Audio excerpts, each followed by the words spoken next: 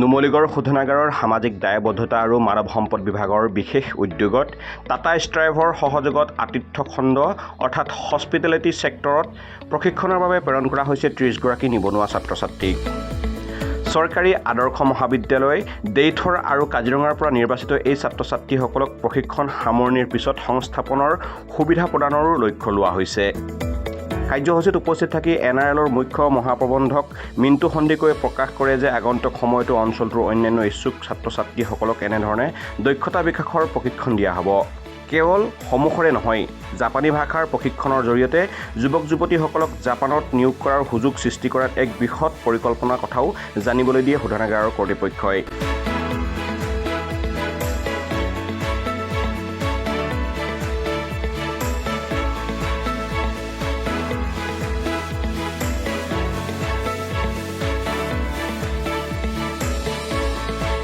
গোলাঘাটৰ পৰা মেঘালী শইকীয়াৰ সহযোগত খবৰ গোলাঘাট।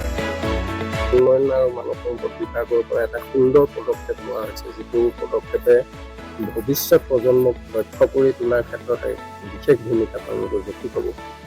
হয়, আমি সকলোৱে জানো যে আমাৰ সমাজৰ আজিৰ ডেটত আটাইতকৈ ডাঙৰ সমস্যাটো হৈছে নিবনুৱা সমস্যা তথা আনএমপ্লয়মেণ্টৰ সমস্যা। তো লগতে আমি এইটোও জানো যে অসমখন বা নৰ্থ ইষ্টখন আগন্তুক দিশত টুৰিজিমৰ ক্ষেত্ৰত বহুত দূৰ আগবাঢ়ি যোৱাৰ পটেঞ্চিয়েলিটি আছে আৰু বহুতবিলাক জব ক্ৰিয়েট হোৱাৰ সম্ভাৱনা আছে।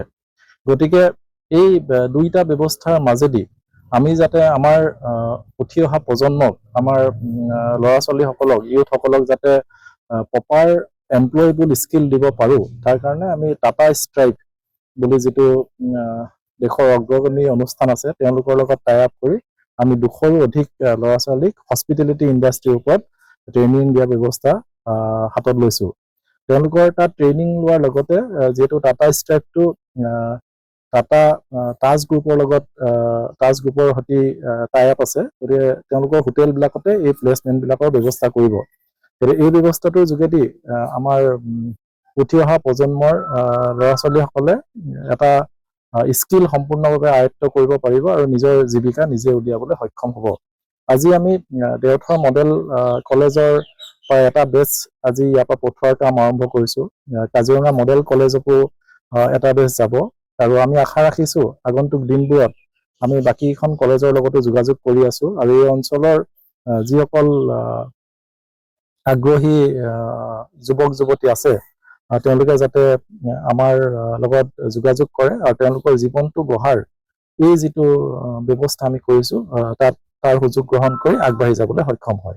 কিমানজন লোক আপোনালোকৰ যাব দুখন কলেজৰ পৰা? দুখন কলেজৰ পৰা আমি এতিয়া 30 জন মানৰ টাৰ্গেট লৈছোঁ আৰু আগন্তুক দিনবোৰত আমি টোটেল 100-200 এনেকৈ যিমান পাৰি পঠাবলৈ চেষ্টা কৰিম। আমি আশা ৰাখিছোঁ, আমি মিডিয়াসকলকো অনুৰোধ জনাইছোঁ তেওঁলোকেও যাতে এইটো আমাৰ অঞ্চলত বহুলভাৱে প্ৰচাৰিত কৰে, যিসকলক আমি যাতে কণ্টেক্ট কৰিব পৰা নাই তেওঁলোকে এই ব্যৱস্থাটোৰ বিষয়ে গম পায় এই সুবিধাটো লৈ যাতে নিজৰ জীৱনটো গঢ়ি ল'ব পাৰে। আজি নাৰ্ছিং হোমৰ ওপৰত এটা নতুন সংযোজন হ'ব বুলি কৈছে, যে জাপানীজ ভাষাৰ লগত এটা ট্ৰেইনিং হ'ব বুলি কৈছে, এখন MOU হ'ব বুলি কৈছে, এই ক্ষেত্ৰত কি ক'ব? মই জাপানীজ, আমি জানো যে অসম চৰকাৰে জাপানীজ লেংগুৱেজৰ ওপৰত বহুত জোৰ দিছে আৰু জাপানতো বহুত এমপ্লয়মেণ্ট অপৰচুনিটি ক্ৰিয়েট কৰিছে। সেই বিষয়ে আমিও চিন্তা চৰ্চা কৰিছোঁ, আমিও কাম কৰিবলৈ আগবাঢ়িছোঁ। আজি মই এই মুহূৰ্তত সেই ব্যৱস্থাটোৰ গোটেই ডিটেইলছখিনি ক'ব খোজা নাই। আমি নিজৰ গ্ৰাউণ্ড ৱৰ্কখিনি ভালকৈ কৰি ল'ব খুজিছোঁ। আমি আগন্তুক দিনবোৰত আপোনালোকক ভালকৈ এই বিষয়ে ব্ৰিফ কৰিম।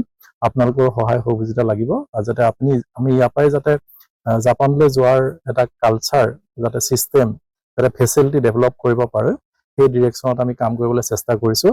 আমি সকলোকে এই ব্যৱস্থাটোত আমাক সহায় সহযোগ কৰিবৰ কাৰণে আহ্বান জনালোঁ। আমাৰ গভৰ্ণমেণ্ট মডেল কলেজ দেওথৰৰ পৰা আজি NRLৰ সহযোগত টাটা ষ্ট্ৰাইভে প্ৰভাইড কৰা হস্পিটেলিটি ছেক্টৰৰ ট্ৰেইনিঙত ফাৰ্ষ্ট বেটছ আমি আজি পঠাইছোঁ আৰু আমি এই অপৰচুনিটিটো পোৱাৰ বাবে যথেষ্ট সৌভাগ্যৱান বুলি ভাবিছোঁ, কাৰণ আমি জানো যে আজিৰ দিনত নিবনুৱা সমস্যাটো এটা ভয়ংকৰ সমস্যা, কিন্তু এই হস্পিটেলিটি ছেক্টৰটো তাৰ লগতে এটা ইমাৰ্জিং ছেক্টৰ।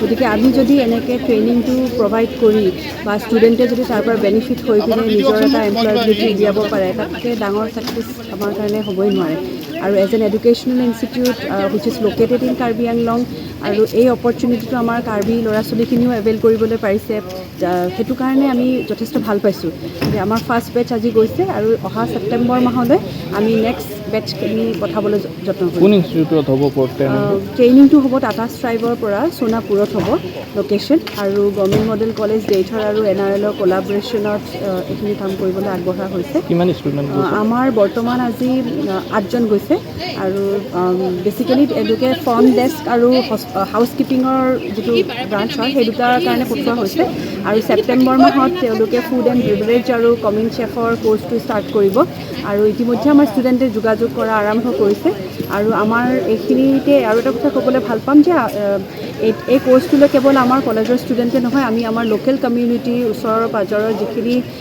নিবনুৱা ল'ৰা ছোৱালী আছে বা ড্ৰপ আউট ল'ৰা ছোৱালী আছে তেওঁলোককো আমি এইখিনি সুবিধা প্ৰদান কৰিবলৈ পাৰিছোঁ গতিকে তাৰ কাৰণে আমাৰ NRLৰ ওচৰত আমি ভেৰি গ্ৰেটফুল। সৰ্বমুঠ কিমান গৈছে? সৰ্বমুঠ এৰাউণ্ড 30 ষ্টুডেণ্টছ গৈছে। কিমান দিন প্ৰশিক্ষণ? এইটো 3 মহীয়া হ'ব ডিপেণ্ড অন দ্য কোৰ্চ আৰু কেতিয়াবা 18 উইকছৰ হ'ব পাৰে আৰু এতিয়া বৰ্তমানটো ফ্ৰণ্ট ডেস্ক আৰু হাউচ কিপিঙৰ কাৰণে দিয়া হৈছে ষ্টুডেণ্টছ।